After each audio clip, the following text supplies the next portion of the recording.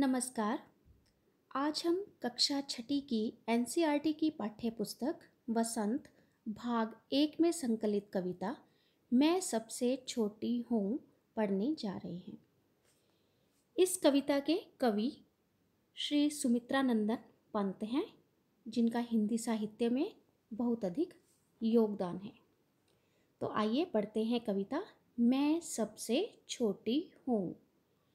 इस कविता में एक छोटी बच्ची है जो अपनी माँ से बेहद प्यार करती है और वो चाहती है कि वो सदा छोटी ही बनी रहे, क्योंकि छोटे बच्चों को माँ का प्यार बहुत अधिक मिलता है। जैसे जैसे बच्चे बड़े होते जाते हैं उनका लाड प्यार और स्नेह कम हो जाता है। कम होने का यहाँ पर अर्थ यह है कि बच्चे जब तक छोटे रहते हैं माँ उनके सभी काम करती है और बड़ा होने पर उन बच्चों को आत्मनिर्भर बनकर अपने कार्य स्वयं करने पड़ते हैं।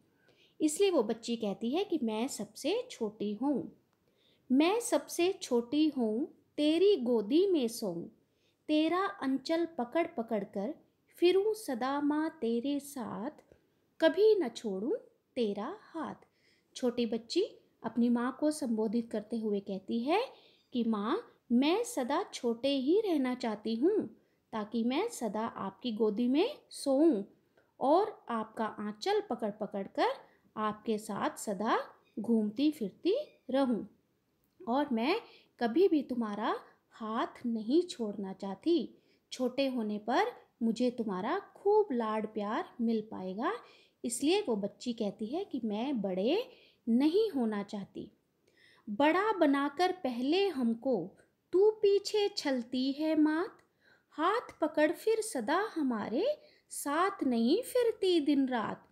क्या कहती है छोटी बच्ची कि जब हम बड़ा हो जाते हैं, जब हम बड़े बन जाते हैं तो तुम हमें छलती हो, हमें धोखा देती हो, फिर हमारा हाथ पकड़ पकड़ कर हमारे साथ दिन रात नहीं घूमती, हमारी सुरक्षा नहीं करती। क्योंकि अब बच्चे बड़े हो गए हैं, बच्चे आत्मनिर्भर हों, माँ यह चाहती है।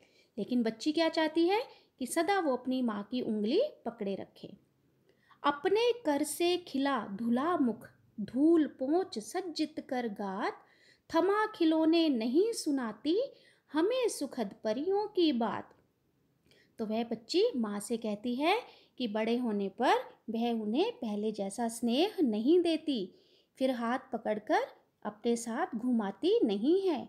वह माँ जो पहले हाथ मुंह धुलाकर अपने हाथों से उस बच्ची को नहलाती धुलाती है, खिलाती है, भोजन कराती है और सुंदर बनाती है, उसका गात अर्थात शरीर, उसके शरीर को सुंदर बनाती है और खेलने के लिए स्वयं खिलौने भी देती है। बचपन में माँ स्वयं खिलौने देती है खेलने के लिए और क्या करती है, सुंदर सुखद परियों की कहानियाँ भी सुनाती है।